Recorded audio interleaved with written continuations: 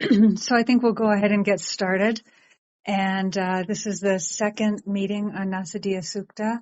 We'll just see how time unfolds, and that may affect then how the time is used in future rooms. But we're continuing to plan to generally, but not always, have rooms here on Wednesday, Friday, and Sunday at 8:30 p.m. IST, because we're going to be starting a new Upanishad. There may be some break in there to have a break for a week or so between after Nasadeeya. And just so people know, the Dropbox above, you don't have to have the app to migrate in and even download the PDF that Binderji created.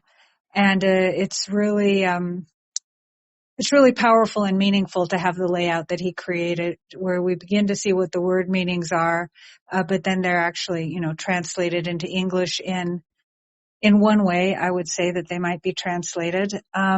So we're glad that we're all together. We'll turn off hand raising and chat during the class, and then we'll open it again for questions. And most especially, thank you, Bindaji, for giving us the opportunity to be with you and gain from what you're sharing. Hari Om. Hari Om, Patrimisha. Thank you.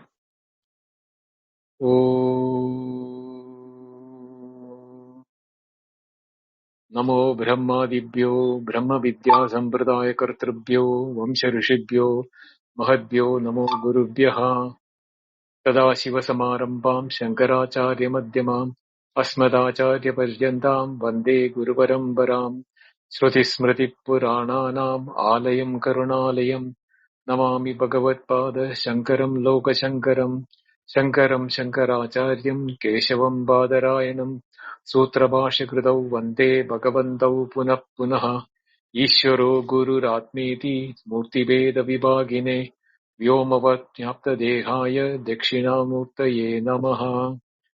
ओम श्री दक्षिणामूर्तये नमः। हरि ओम।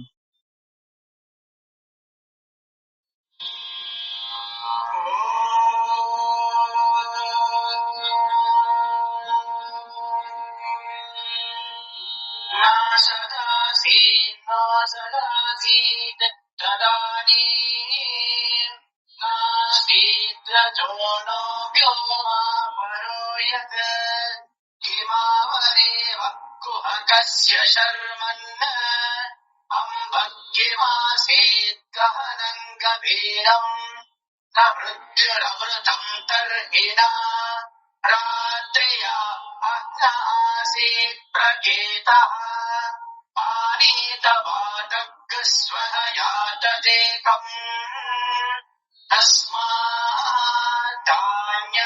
परः किञ्चनासा तमः आसीत् तमसा गूढमग्रे प्रकेतम् सलिलपुम् सर्वमाहितम् तुच्छेनाभ्वभिहितम् यदासीत् तमसस्तन्महिना जायतैकम् कामस्तदग्रे समवर्तताहि मनसोरेत प्रथमै यदासीत् सतो बन्धुमसति निरविन्दन् हृदि प्रदेश्या कवयो Manisha तिरश्चेनो विततो रश्मिरेषाम् अधस्विदासीत्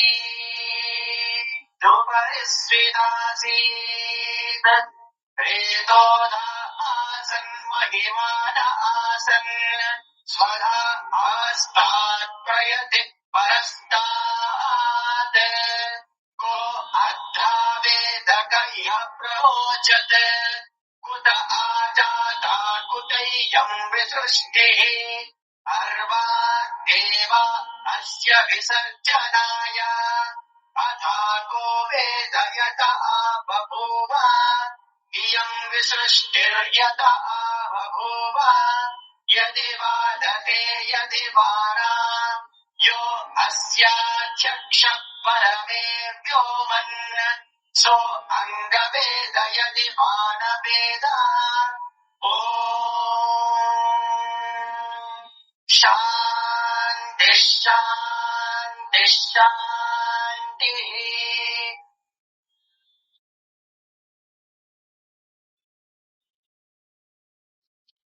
So we saw yesterday, in the last class, the first mantra of Nasadeeya Suktam, which gave us an idea as to what the 7 mantras are going to be like.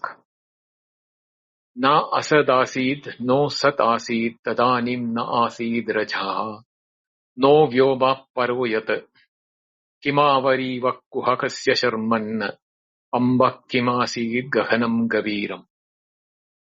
So, tadanim means at the time when time itself was not there, but the rishi is forced to use, because he is talking about something where time has come into existence. So before the time came into existence, he cannot explain it sitting within the realm of time. Therefore, he has to use the word tadanim. Tadanim means then, before creation. So even before, after, all these are all related to time. So before creation, asat na asid, the non-existence did not exist. Now, is it only it was when you say the non-existence did not exist, does it mean that existence was without in the form of creation? No. The Rishi says that Sat na asid, even the Sat was not there. So when you have Sat and Asat both being not there, then it will be termed as Asat Sadasat Vilakshanam, which is the definition for Maya or illusion. So the question can come, was it in the form of illusion that the creation was not there, or was I deluded that there is no creation? A question can come. I am thinking it openly, and this is not my definition of the mantra. I am making it as brain teasers for all of you to think, because this essence of these 7 mantras can be felt only by those individuals who can dive deep into within themselves and feel the same introspection or esoteric feeling what the Rishi felt. That there is no other way. So that is why I am telling these things as a brain teasers. Don't take it as a guidance for you to think in that direction. No. You have to have your own definition or your own method in which you feel the meaning of these mantras. So when it is neither Sat nor Asat, then it can be Sat Asat Vilakshanam, which is the definition for delusion or Maya.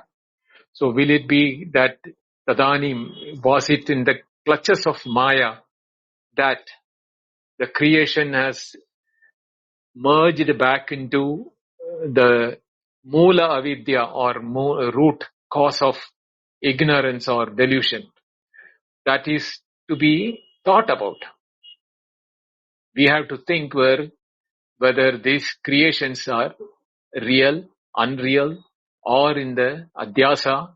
All those terms have to come into your mind, because we have been studying all the Upanishads with different meanings and applications in the terms of the Upanishadic meanings. So we have to arrive at our own meaning. So Tadanim asat na asid, sat na asid. Both sat and asat were there, not there. Na asid vyoma. Even the space. Vyoma here it is antariksha or space.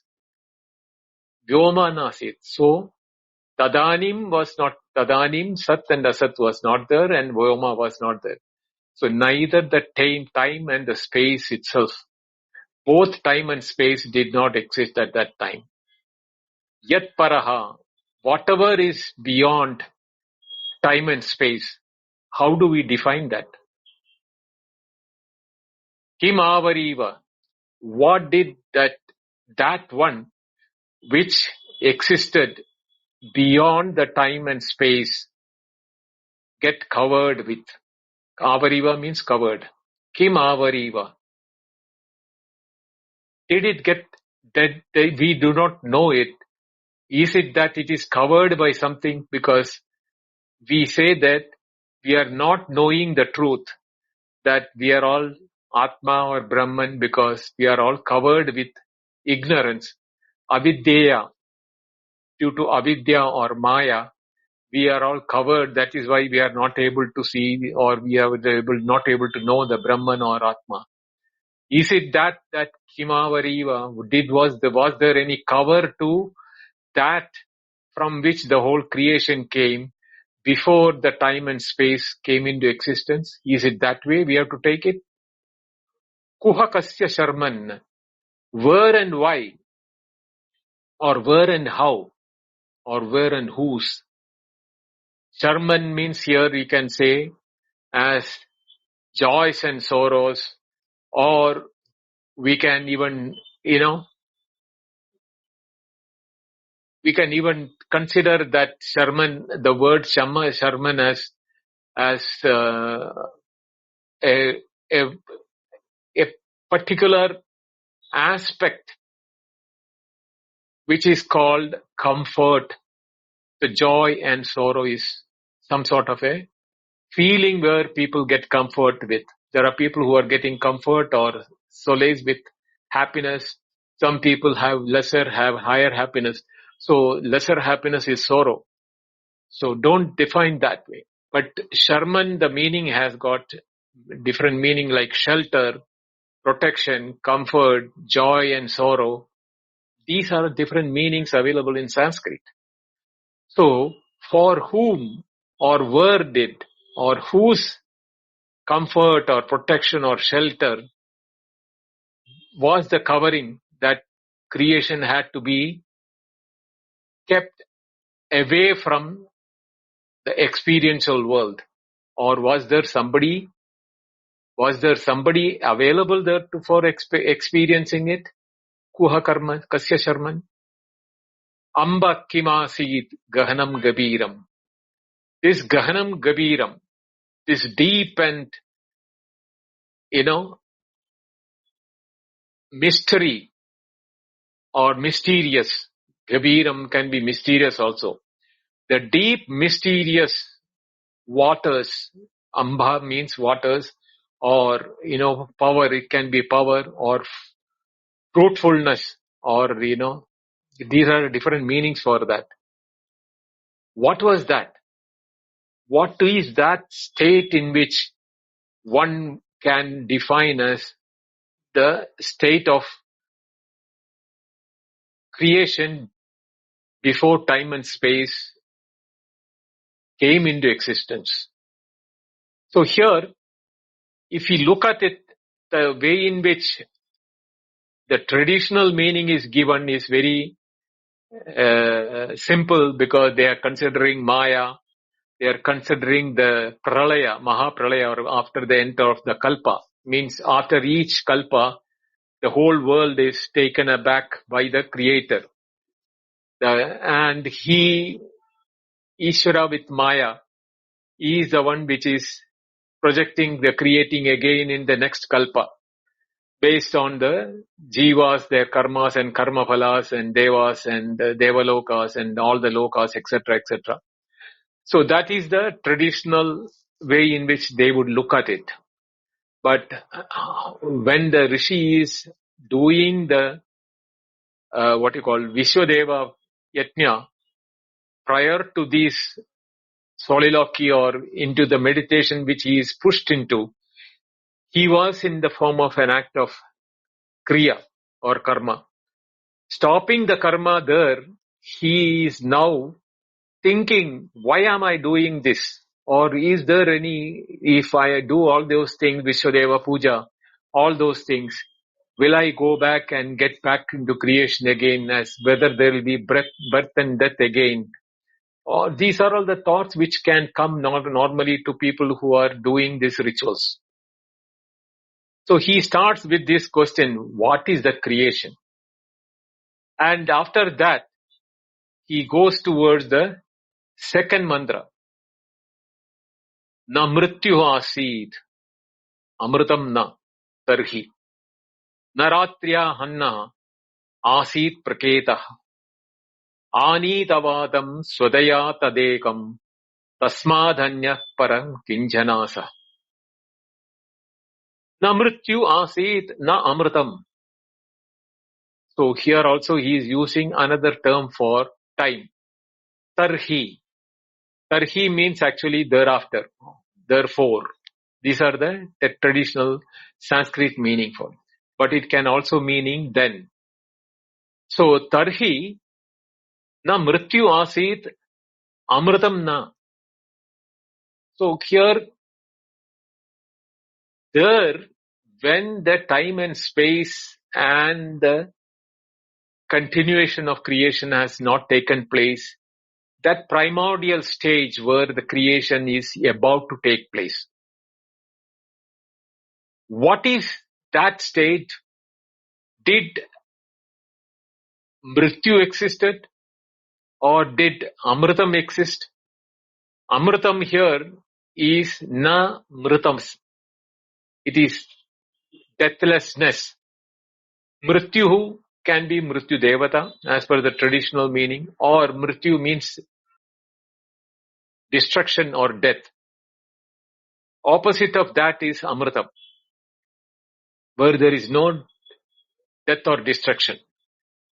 So neither the death or destruction nor their absence, its absence, is the state in Tarhi, in that state. And to say that even the time did not exist, the Rishi is using two terms. Ratriya Ahna. Ratri means night, Ahna means day. Neither did day and night exist. So, totally imagine a state where you don't experience day and night, where you don't experience or you don't have a knowledge of death or deathlessness. Asid praketah. Now, praketah, we have seen this word before, is appearance or feeling or, expression. So, na asid praketah. There were no form of expression also. Na ratriya, na anha, na praketa asid. That is how you have to understand that. Neither the time of day and night existed, nor their expressions. The expressions of what? Night and day. That means any form of the intervening time like three sandhyas. That sandhyas, the intervening period of day and night. They were also not there. So there's no way you can say that we can have a sense of time in that state of primordial state where the creation had not taken. Then comes Ani Davadam Sudaya Tad. Now here, Tad is a common name for indicating that primordial stage, or that whatever existed at that primordial stage is indicated by the word Tat. Tat Anit Avadam Swadaya. Swadaya Avadam Anit. That Swadaya means by its own will or by its own power or its own desire or its own imagination. Whatever this is the Dhi is the word. It can be your Dhaya. It can Swadaya means it can be power, Maya, or willpower, imagination. All those things can. Avatam means without air. Vatam means air. Avatam means without air. With its own willpower, its own imagination, its own maya, or its own willpower. Anit means breath. It took breath, or it started breathing, or it is breathing. Anit is a continuous thing. So Anit Avatam, without air it breathes. Sudaya, with its imagination or willpower or maya. Tad, that which existed before the creation. Tasmad, therefore, since it existed, Asid is the word used always. Na Sat Asid, na Asat Asid, all the places you will find Asid being used. Here also they use na Ratriya, na Hanna, Prakayata Asid, na Mrityu Asid, na Amritam Asid. Tad Swadaya Avatam Anit. Anit is not Asid. That is different. Anit is existed, whereas Anit is breath. That is breathing or breath. Tasma, therefore, ha means indeed. Ha. So ha should be put before that. Ha tasmad anyat na para kinjana asa. Asa means asid again. Kinchana, whatsoever. Anything what can be brought into our imagination, notion, ideation, or any words, mind, thoughts, you take anything that kinchana can mean any of that. And paraha means extreme or supreme or beyond. Anyat, whatever you want to say. Kinjana, anyat is total negation. Anyat means separate. Kinchana means anything other than that. So, indeed, tasmat, paraha anyat kinjana na asid, na asa. Asa means asid again.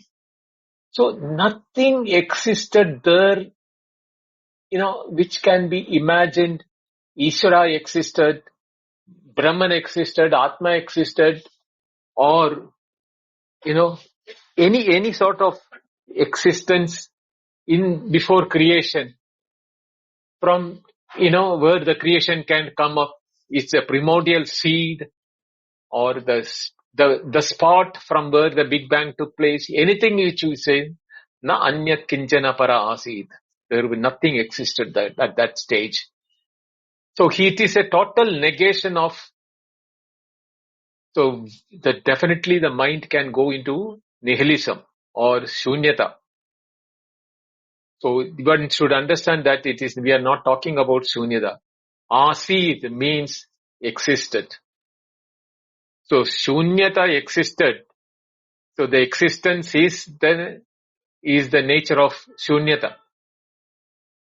This, keep it in mind, because when we go to the third mantra, this state of na anyat para kinjana asid will come in handy to understand the third mantra.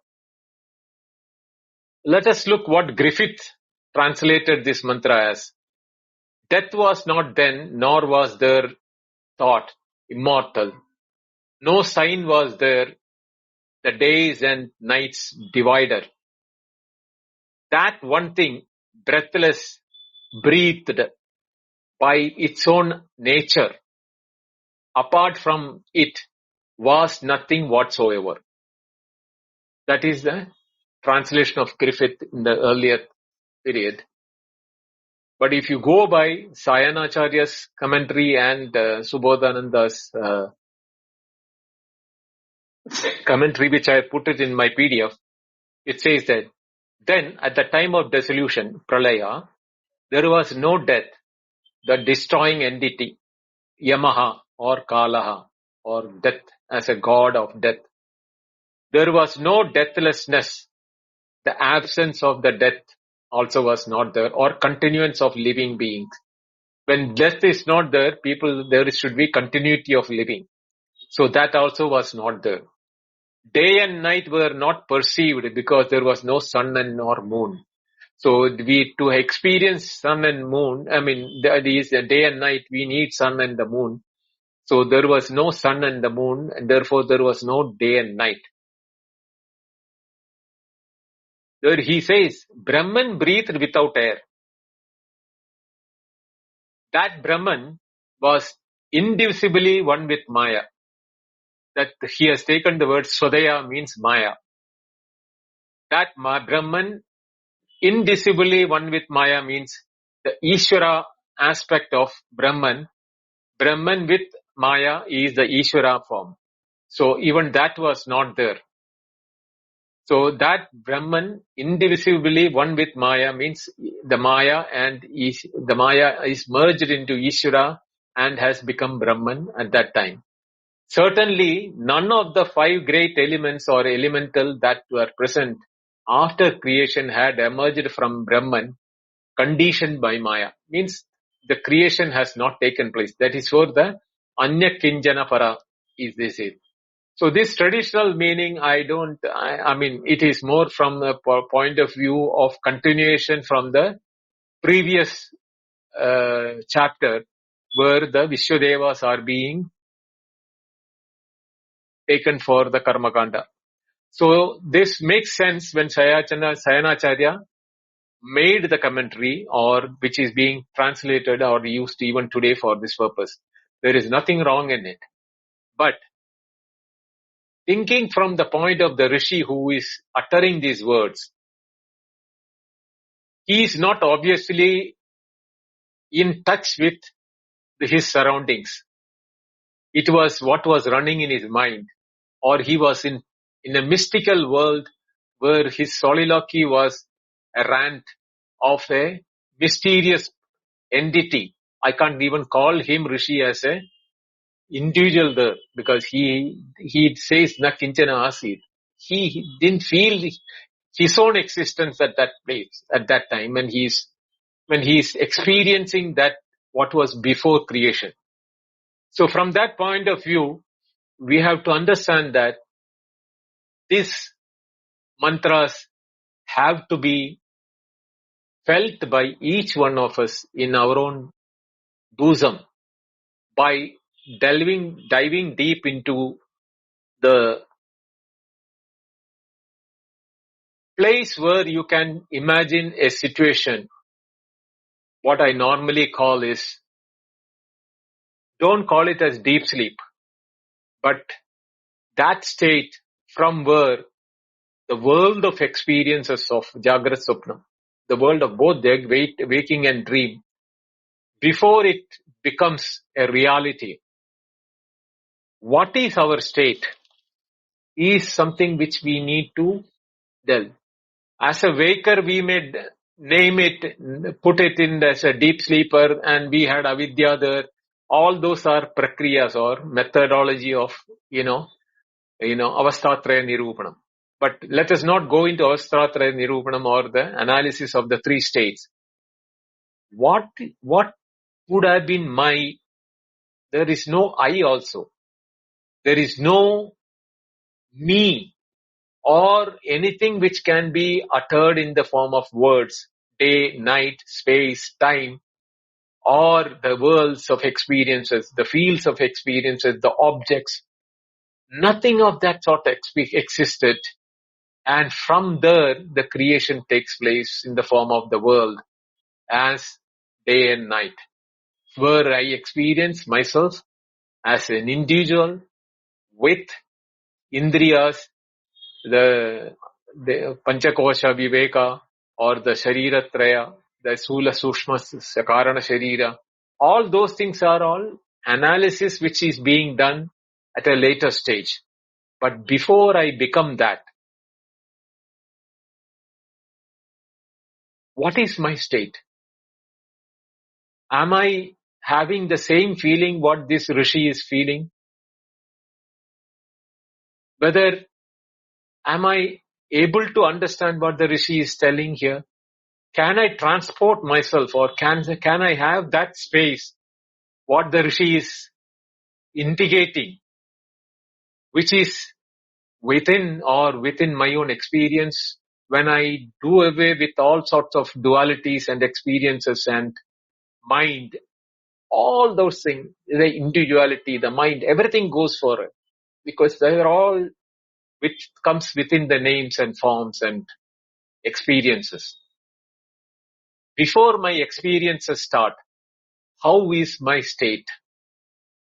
Each one of us have to ask this question to ourselves. With this in mind, let us see how the third mantra is uncovering itself.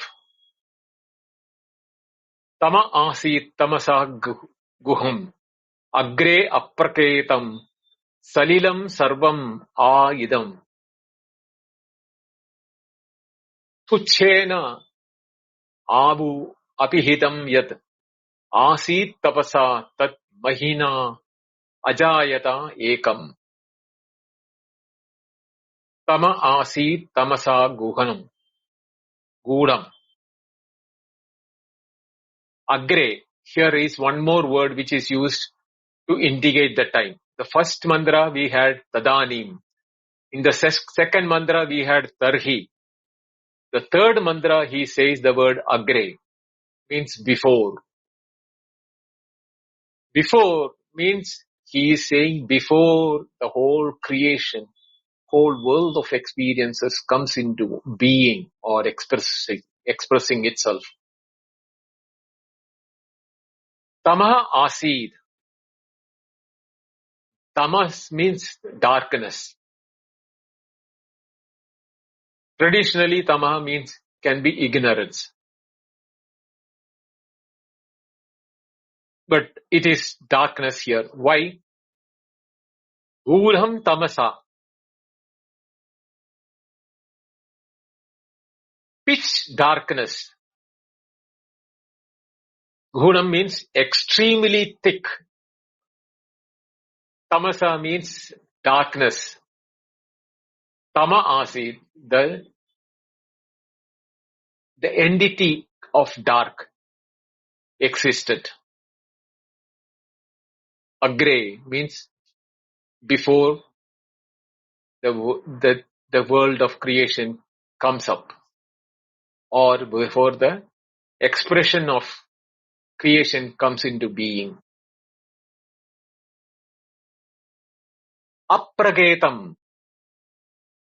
Praketam means to express, to show itself, or to divulge itself, or to make oneself available, recognizable, or distinguishable. So here, apraketam means unrecognizable or undistinguished. This darkness, which is pitch darkness, or the darkness which is in its entirety, where nothing, even the darkness itself cannot be differentiated from the darkness. That is such sort of a darkness is called Ghudam Tamasa Tama Asid.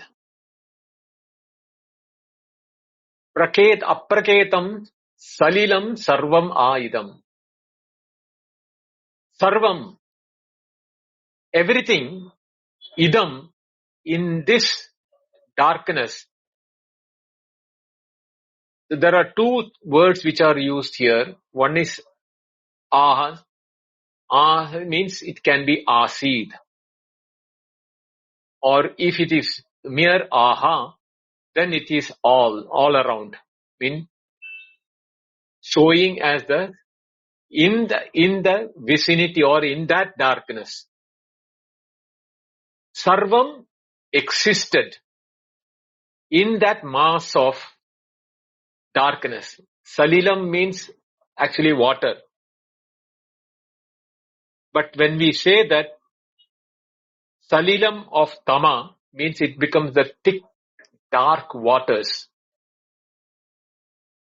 Imagine yourself not in water, but in a dark pitch like crude oil or something which is very dark, where you can't even open your eyes. or in a deep forest. You do not know you are in a forest, but you have got all the trees which different names and forms available there, undistinguishable. You cannot distinguish any tree separately because the darkness, Gudam tamasa gudam tama asi, appraketam, without in a position to distinguish itself either from the trees or from the objects which are there available. This pitch of darkness, everything existed. So do you mean to say the entire world was very much there, like how we go to deep sleep? The whole world is existing, but we are in a darkness where we don't see anything of the world, including our own body and the individuality and the ego and everything. Is it something similar? Are we in a state of what you call darkness, or what you call nakinjana avedisham? I knew nothing when you can say that. And the moment a light comes in that pitch darkness, instantaneously all the trees and the bushes and the animals in that forest becomes visible in that light. Same way, the moment the when we become awakened into the waking or the dream, all the world in the waking or the dream becomes instantaneously visible to us, experiential to us. So all this in the pitch darkness of that tamas was present but not distinguishable, not recognizable. Tuchena abu abhihitam yad asit. Yad asit. That whatever existed, whatever yad kimapi asit, tad tuchena abu abhihitam. Tucha means insignificant, emptiness, void. There are different meanings for tucha. Abhu means, actually speaking, abhu means it is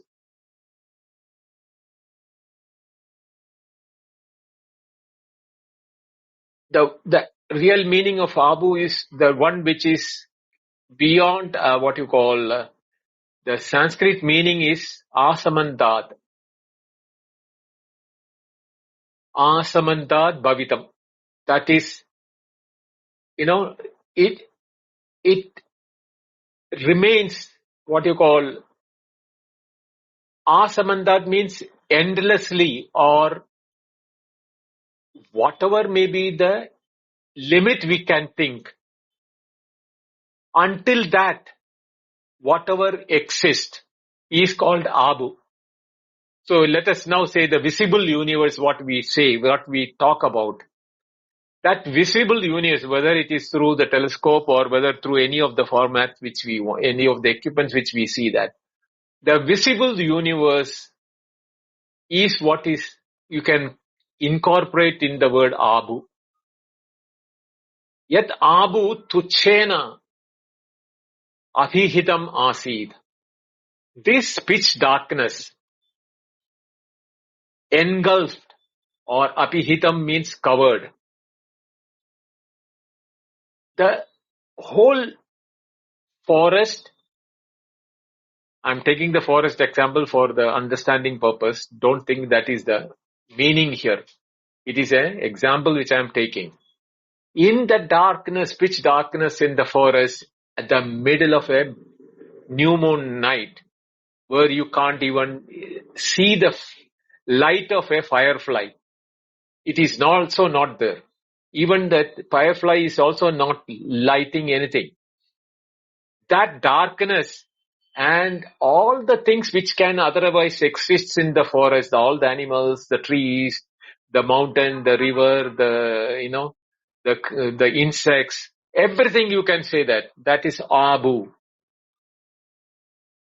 is covered by what? Tuchena, with an insignificant darkness. Why that darkness is called insignificant? Because it is neither tangible, neither a vastu or an object which can be removed. It is the absence of light. So, that absence of light, can absence be a thing which can be taken into seriousness? The absence can be nullified by the presence of the antidote for it, the light. So, now comes from where the creation can come, because whatever is being covered before creation is tucham or insignificant. It is in the form of darkness. The pitchness of the darkness, which is unimaginable, like depth of an ocean. And it has covered not only itself, it has covered everything. Tad, ekam, that was only one thing. It is called darkness. But was it darkness covered by darkness? No. Tat ekam tapasa mahina ajayata. The word tapasa has got very deep meaning. It is not the tapas what we all normally take it as austerity or the method in which, the rishis of the yore did for appeasing gods or things like that. The word tapasa has to be taken as the will or the contemplation, or the other word which we are familiar with is that tad aikshata. Aikshata means ichhata, ichha, aiksha. All tapasa, all these things have got the same, they are all very closely related words. Here tapas of that entity before creation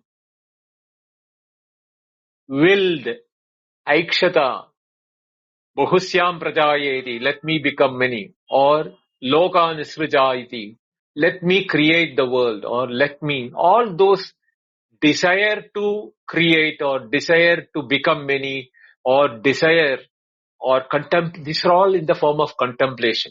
It is not that he created them with material causes and intelligent cause to become different things, because sa ekaha.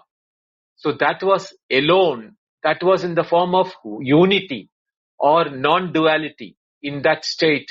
In this, the moment I use the non-duality, there will be people who will coming with the sword and knife to attack me. Don't, please. I'm not talking about the non-duality of Advaita. I'm talking about the absence of second thing in this state of prior to creation.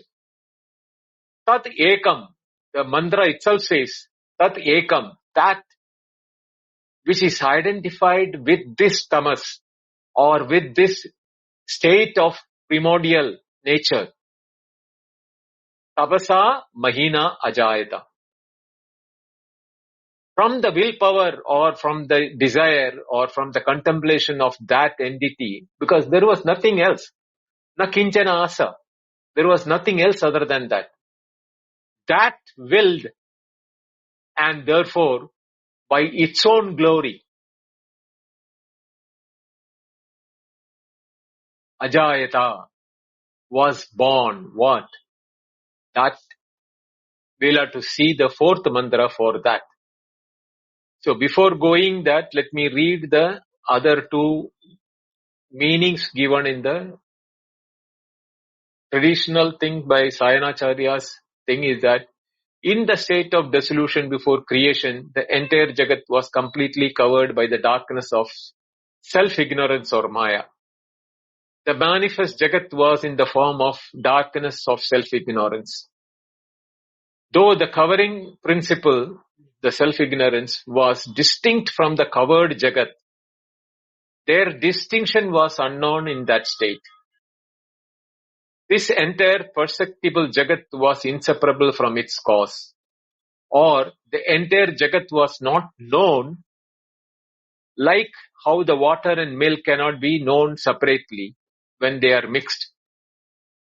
That very Jagat was completely covered by the self-ignorance, which is insignificant in nature, even though identified with its cause of self-ignorance, was born the glory of Ishvara's contemplation on the Jagat and on the Jagat to be created. So here he says that the self-ignorance becomes the cause for the glory of Ishvara. That means to become the glory of Ishvara means Maya. On the Jagat to be created, that Maya creates the Jagat. That is how the traditional meaning is there. Whereas the Griffith in his meaning says darkness was there was at first concealed in darkness. All this was in indiscriminated chaos. All that existed then was void and formless. By the great power of warmth was born that unit. This is how the Griffith has commented upon it. Do we go to the fourth mantra? I don't think I can do that. If I do start the fourth, then it will go to beyond that. Okay, I'll stop here. Yeah, let's take it easy, Buddha. Just give an open to have people discuss it. And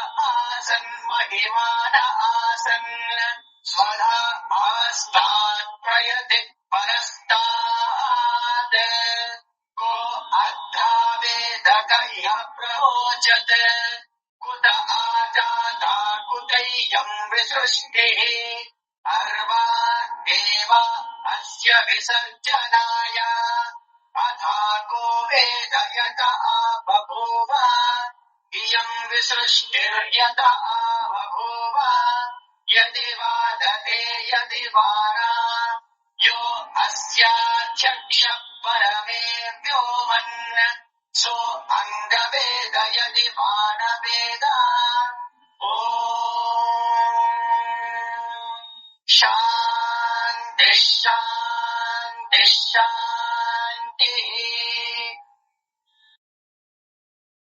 Om Purnamada Purnamidam Purnat Purnamudachyate Purnasya Purnamadaya Purnameva Vashishyate. Om Shanti Shanti Shanti. Harihi Om. Shri Gurubhyo Namaha. Harihi Om. Thank you. Dhanyawada. Thank you so much, Binduji. That was, I was almost so happy listening that I couldn't stand it. So the chat is open. The hand raising is open. If people would like to discuss Nasadeeya Sukta with Binduji, they can come up.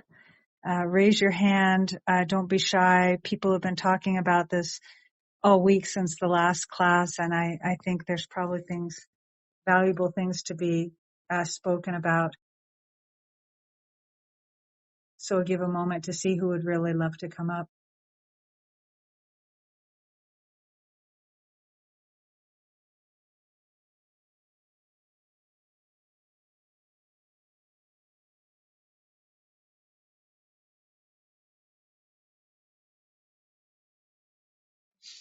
Namaste, Binduji. How are you? Namaste, Artificial Namaste, Life. Yash. Namaste. I'm fine. Yeah. Wanted to ask this question that in the last, like just before this which was being sung, you said that Griffith defined it as this whole universe or whatever, this wholeness emerging from the darkness. And the other interpretation was that which emerged from the Maya.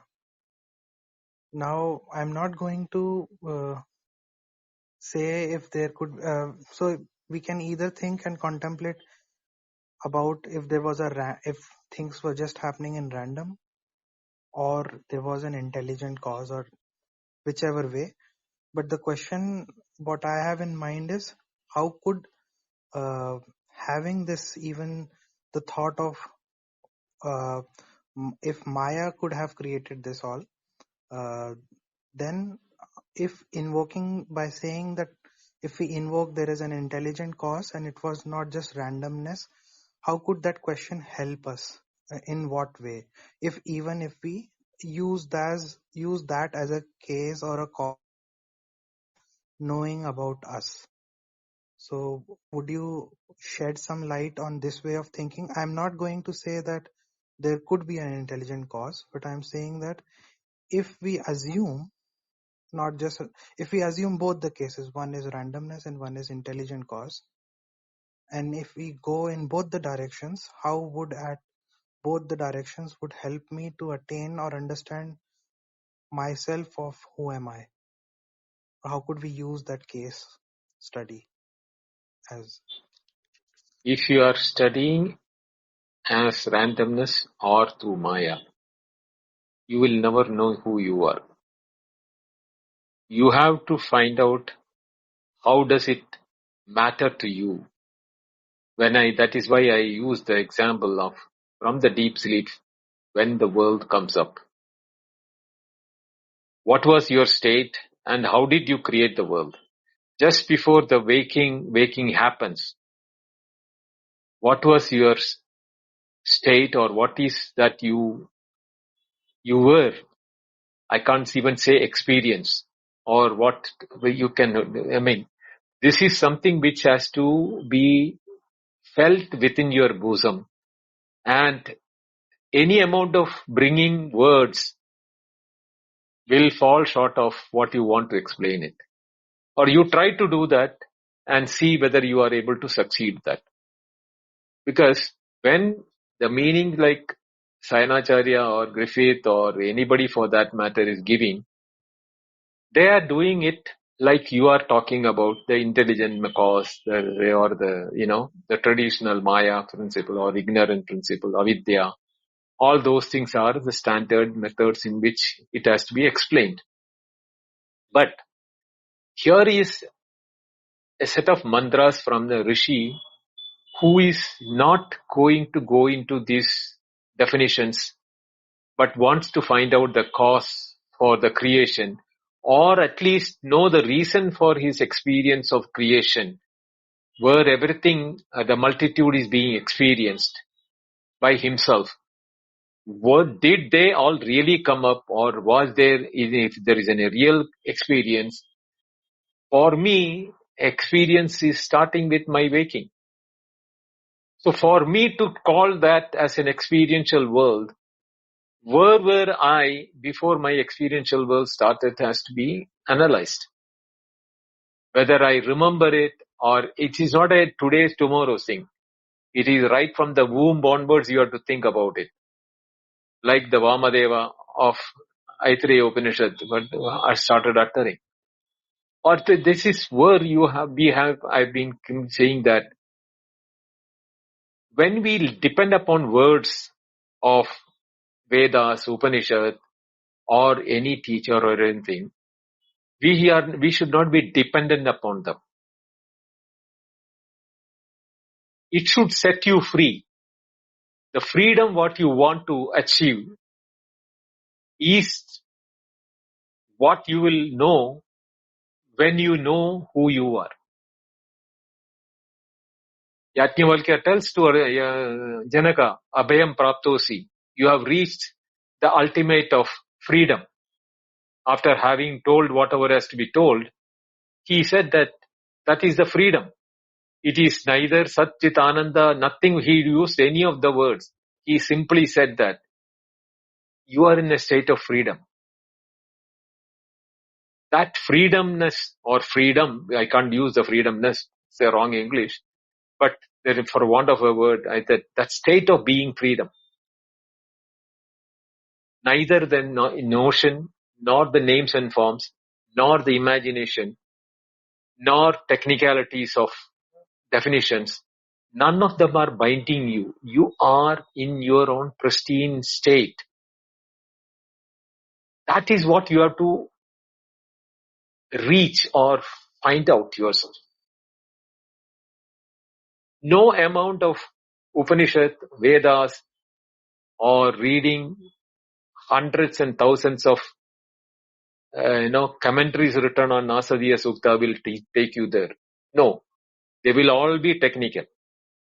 I am finding it myself that I told you, it is very difficult to find out the right meaning because I still not have come to a conclusion as what should be my conclusion. Even though I am ranting when I am making the statements while explaining that. Have I come to a conclusion? I can definitely say I have not yet. We have to arrive at.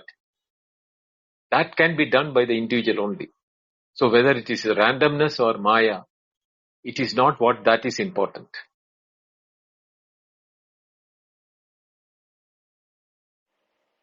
Yash, is that enough? Bindu, I'm not sure that you touched on a key Yes, part of Yash's question, which related but to the now intelligent cause. he did not use that part. He just, with that also, whatever he said, I'm quite satisfied.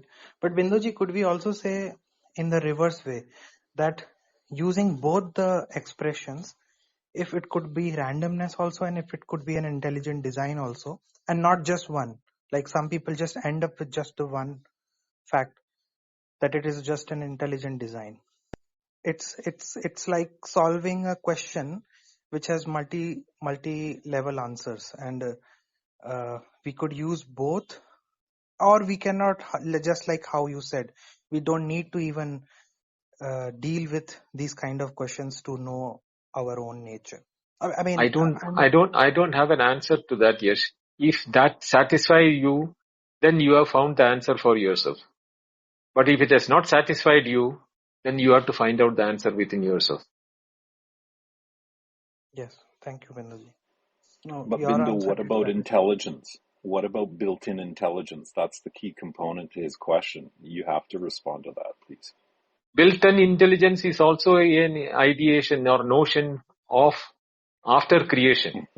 Because what is intelligence is, Okay. it is just like anything else, Patrick.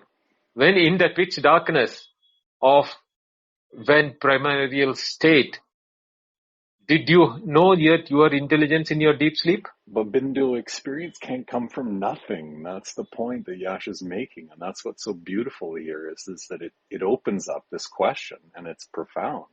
How can it not be intelligence? It's complete. It's complete without anything.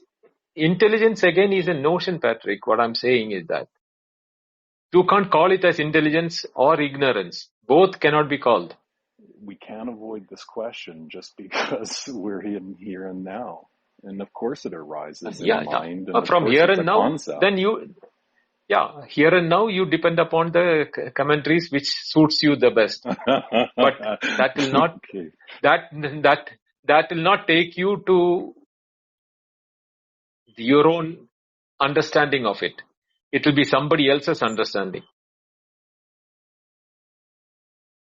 Are you okay for now, Patrick? Go ahead, Yash. I think Yash, you should lead fun. your own question. It's fun. Yash and I are, I think, on the same page with it, and even Bindu would be. But it's but Patrick, I have a extra this thing in this, that how if we assume, just for an assumption, if we take it as an assumption that if there is an intelligent cause, how that question will bring us back to the very fact to know that who am I, and will it really help me or really satisfy my this thing. We should pull back on our bases. That's the main part. We can know if there is an intelligent cause, but if that knowing could help us, that is why I asked this question. I mean, in what direction will Bindoji push it, and if we were to push it in both the cases or case scenarios, even for randomness also, how could that part will make me understand who am I? In that, I think I will not push you to either of them, neither the intelligent cause nor to the randomness. That is why my stand was very clear. Both of them are within the what you call ideations, notions. That's why. But we can safely assume that the cause wasn't outside. That's the point. And so if there is intelligence, or if there is randomness... Patrick, answer me. What is the cause for your objects in the dream? You talk about cause and creation in the waking because you have a cause and effect theory and practice in the waking. Shift yourself into your dream and explain me the cause and effect in the dream. There's no other cause than Brahman, but that's the point. Is that? But where is Brahman in your dream? Brahman is the dream. In the dream, where is your Brahman? No, Brahman is the dream. Brahman is the dream. There is nothing other than that Brahman. That is your waker. That your waker is telling that, right? Of course, it's the waker. How can we not invoke the waker if we're in waking? So all the explanations of then all the explanations of the waker should be only valid for the waker. Don't extrapolate it to the dream or the deep sleep or any other conditions. There's no waker. This is something esoteric, Patrick. I wanted to understand that any amount of intelligence, ideation, or analysis or technicalities will not give you that what you are looking for.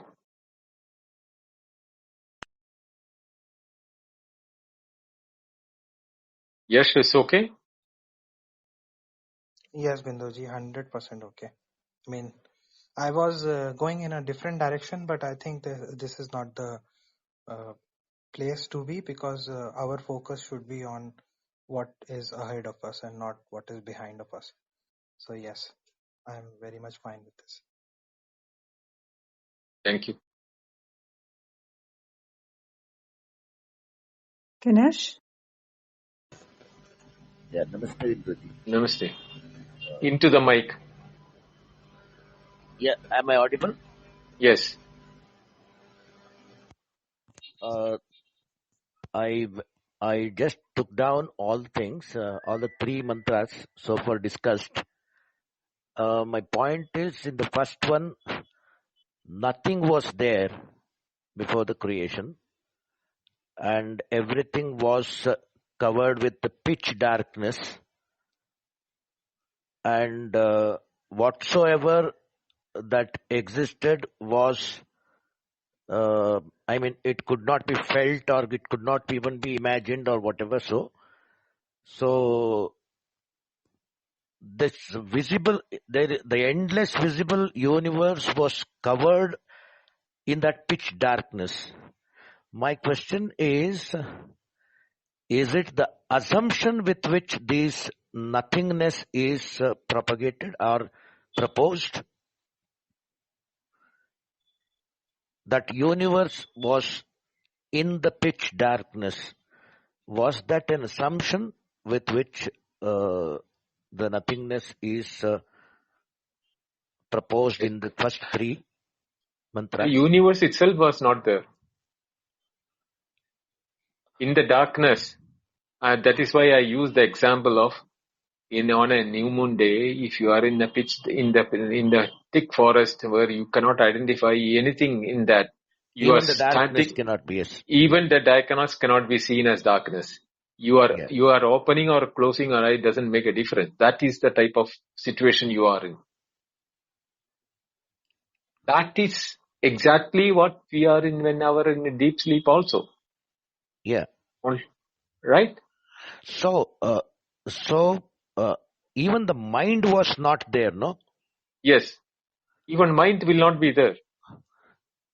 So afterwards, I'm just curious to know, does the creation begin with the mind?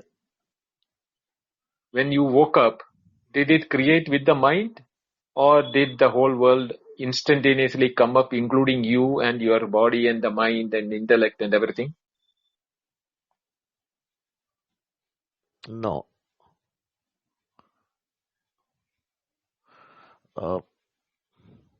You have to think about it. Yeah. When we see the thing is, Ganesh, when we do our daily chores, when we wake up, do all those things, we don't do the pratibodha vididam madam. That means every experience we don't analyze it. Yeah. Have any one of us analyzed my experience when I am waking up? What is my experience?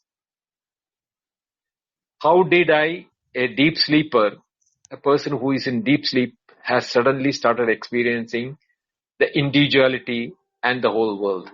Do we analyze that? No. We need to. In that case, even the waking state is also the darkness lit upon. Is that all? Is it like that? Even there we could not identify anything in the pitch darkness.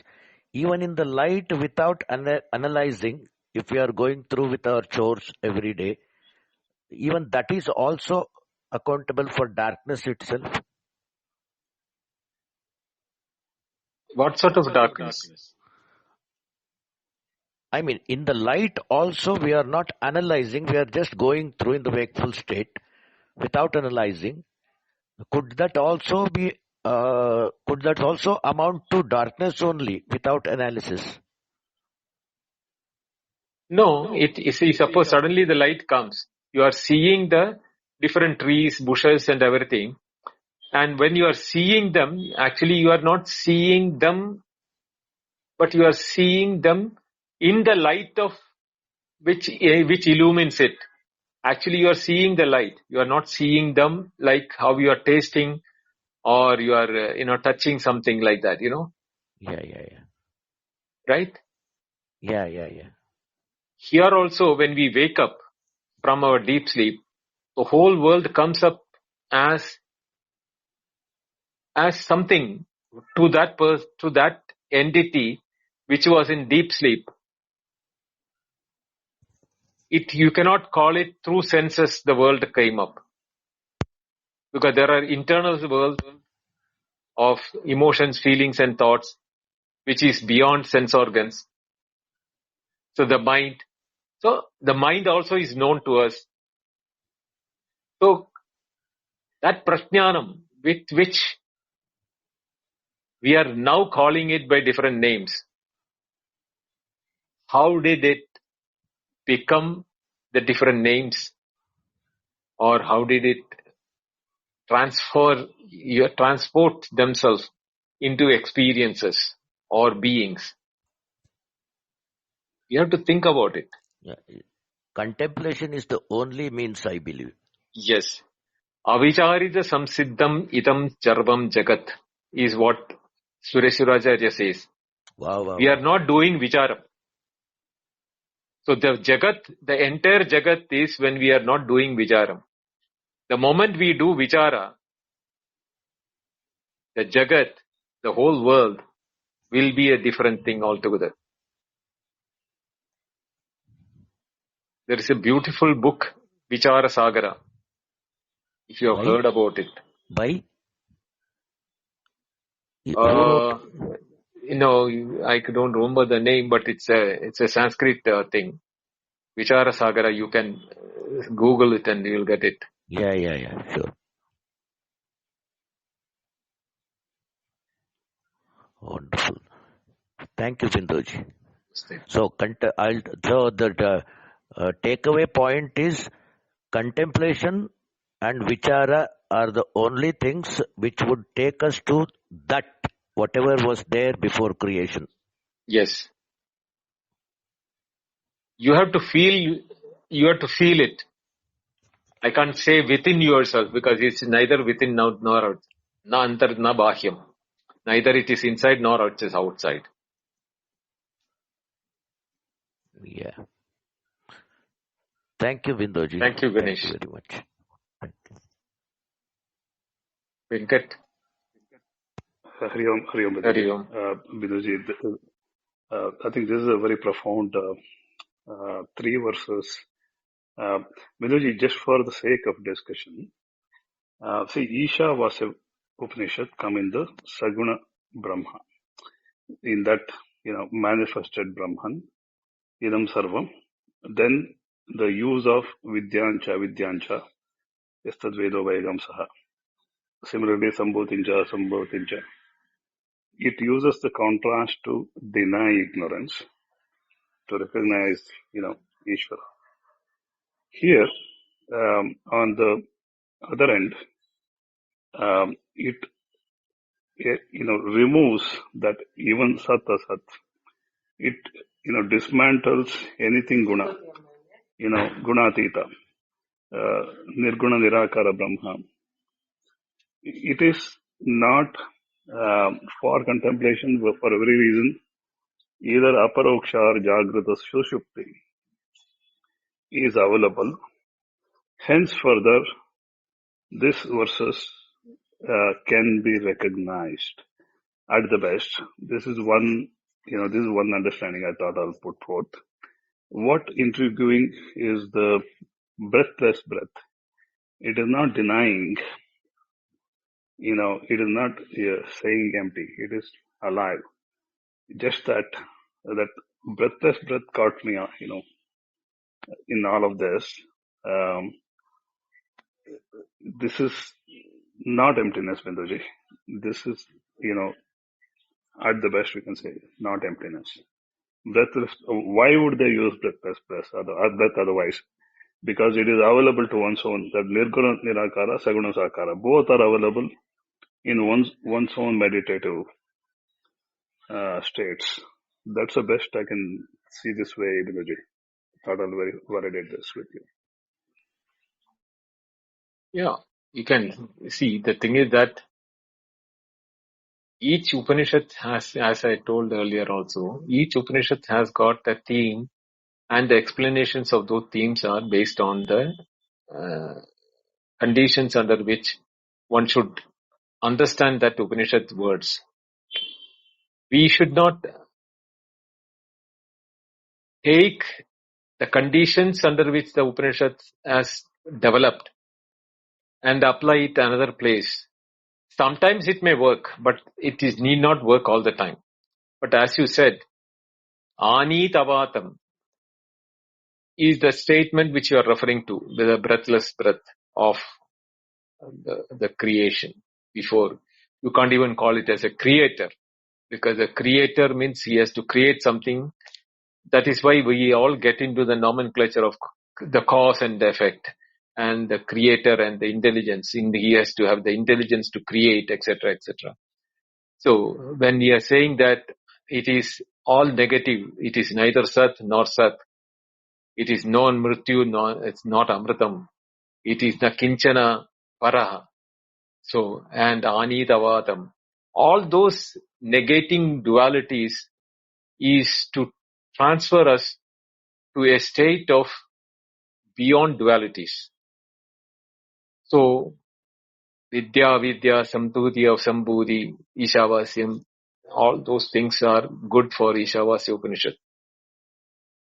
This should be, even though it is not an Upanishad, the mantras are so intriguing.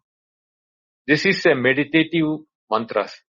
It is neither telling about Brahman, not a word of Brahman or Atman is used in the Hindi, except the word Tat. The Tat is the one which is used. Other than Tat, there is no other word used to indicate that. So we have to take it in a different level altogether, these mantras. Don't analyze it with other Upanishad mantras. Yes, Binduji. Thank you, Binduji. Binduji, I just wanted one more clarification. As Venkat said, when I was taking down all these things, no death, no immortality, no day nor night, all these things were exact dualities and the opposites of it.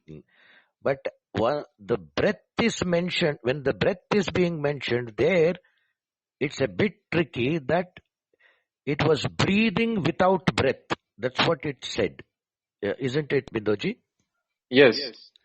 That one thing is that prompted me to think that there was something which could be that which was mentioned there. That's what Sangat said, no? Yeah. It is to negate the shunyata. Yeah. To negate shunyata, that there was something that is very firm conviction. It was breathing, but not with the breath. Isn't it? Yeah. We have to think that way. But that the moment we bring the words like it was breathing without breath, the mind stops. This is like the Zen koans, what was your face before you were born, or what is the sound of one hand clapping, etc. These are all type of questions which is there. This is the exact oxymoron in the oxymoron. Yes. Oxymoron. Okay. Thank you, Binduji. Thank you. Karin came up, and where did she go? She went to a phone call. We can see if she wants to come up. I'll invite her. But then she chose not to come up. I invited her just now. If Karen comes up, she can have it. Otherwise, I'll have something. I don't see her coming up. She had a phone call though that came up. Okay. Yeah. I just wanted to share a few things that are coming up for me, or how I see the discussions, because I think it's very important. And, and then see how you respond to me, Binduji. Kind of like Venkat does sometimes, just sharing his stance and then seeing what you'll say. So, I feel like repeatedly, you're pointing out something that, Nitya pointed out in the chat in the first class on Nasadeeya. And that was, she was very strongly pointing to the difference between mysticism and metaphysics. And, metaphysics is a part of philosophy, even in the West. It is more related to models of how things work or strict rules on how we come to truth, and whether it's ontological or epistemological. But mysticism is really, in my view, although we haven't elaborated it in these rooms, mysticism is something very different. It really doesn't even fit under what most people, even in the East, might really call philosophy.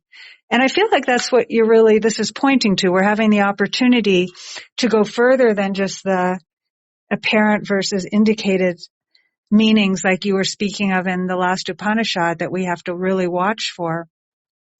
But even though Upanishads do have elements of mysticism in them, to me, this Nasadeeya, it's very much mystical. And when you said today, you said, I think your words were, before any experiences, what is my state? You made that comment in response to someone's question to you. I feel like that's something mystical. And you've also talked about, not just hearing what the rishis are saying in something like Nasadeeya, but that we're trying to be led to that experience. And to me, when we start trying to actually analyze the meaning of something like this, or think that this is a metaphysics of how the universe came to be in the same sense that like the Big Bang is a scientific theory, I feel like we're really missing the point.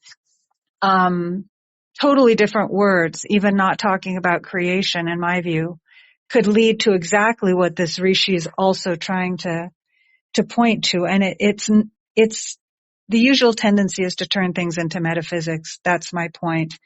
And that's not what this is about. I mean, I remember a couple months ago, I was thinking about the Mahavakyas, and it really hit me. The Mahavakyas are a pointing, and even the Mahavakyas at a certain point just lose, how can I say this respectfully? Their purpose has been served. Repeating and sticking on a Mahavakya forever means that the pointing hasn't served its purpose. So, as you said also today, this looking internally is to set us free, and that's really my point. The difference between metaphysics and mysticism, and I feel sad when I hear people analyzing these things literally. That's what I have to say. Yeah, Timishia. See, mysticism is a different cup of tea altogether. You cannot compare it with the metaphysics. Metaphysics have got more. It may be sounding what you call, ununderstandable in the ordinary sense, because normal logic will fail there. But it has got an order, whereas mysticism has no order, no conditions. It just happens. And when it happens, even the person who goes through the mystical experience will be unaware of or unexpecting such a thing to happen. That is, whereas in metaphysics, it's more of intellectual thing, where you develop it over a period or with a stage by stage, and then you come to the boundaries of ordinary logic. But that is not the case with mysticism. Mysticism is personal. It can never be discussed. There is no rhyme or reason why such a thing can be even, experienced by somebody, but it happens. Whether we like it or not, it happens. How do you see this discussion? I'm a little bit confused, but what's the difference then in the sense of the Upanishads are mysticism or metaphysics, or neither? I will categorize them more towards metaphysical rather than mysticism. Binduji, just one broad observation.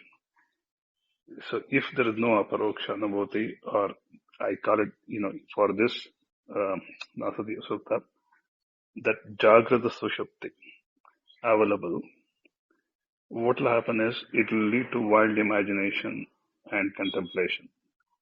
So how do you see this overall when the setting has this kind of diverse, you know, um, background for the Nasadeeya Sukta to be digested? If that, Yeah, if these are not there, how do you see this, Pinojay? Just a broad ask. yeah, that is why the wild imaginations are broken down or totally annihilated by refuting all thoughts of dualities which you can think. Sat, Asat, all those type of things which are will take you by analysis. The moment you think in wild imagination, can you categorize them in, or can you put in a pigeonhole any of these categories? Space, time, existence, non-existence, day, night, darkness, light, intelligence, ignorance, Maya, Ishvara, all those things, names you can take it and pigeonhole them. And imagination, if it fits any one of the holes, then you are not in that thing, because this is not fitting into any one of those pigeonholes. You cannot categorize them. But the anchor has to be available, right, Pinojay? The anchor is The, our protection. the anchor is when you cross over your mind. Your mind is also neti, you have to drop it. Yeah. That anchor reference is important to solidify this. Otherwise, the negation, annihilation might lead to this emptiness, unfathomable and emptiness. Then it is like a self-suicide. I don't But know where how is the emptiness being talked about? Does it talk about shunyata it anywhere? doesn't. It No. doesn't. I'm just telling that It missing says anchor. it's always saying asit, agre, tarhi, tadani, which shows that it is something is there which is not fitting into the standard formats. Yet it is not shunyata or nihilism. That is why the wild imagination cannot go into that area.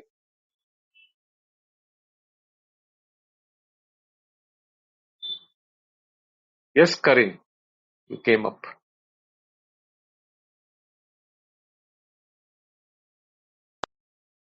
You're silent again. Yeah. I think Karin gets into this problem of her phone going into. Karen, do you wish to leave and come back, or do you wish to, we close the room and you come on Sunday? What do you want to do? Sunday I we will don't have the know. Q&A. I Yeah. think Sunday we'll have the Q&A, and then I'll Okay. continue next week the remaining Nasadeeya. Okay. Yeah, we weren't sure. So Sunday then, come for Q&A, bring other things on this Upanishad. Karen, please come. Sorry you're having that problem. Yeah, you're totally silent. We can't hear a thing. Yeah, at least we all love each other anyway. This was really beautiful. Very important questions. Very glad Yesh hadn't been up in a long time. Anyway, Binduji, unless you have anything else, we'll close, and there'll be a room here on Sunday, 8:30 p.m. IST, for any kind of Advaita Vedanta question and answer, including on this. Bindu? No, thank you. Thank you all. I enjoy doing this.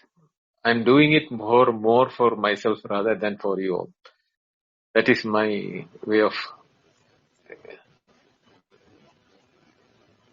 the best I can explain it. There's no one other than you. And there is no answer. When I'm explaining this, my eyes are closed and I'm thinking. That's all. I can't even say I'm thinking. I don't know. And the words I can't explain through words. Thank you so much. Hari Om Binduji. Thank you, everybody. Thank you and Hari Om.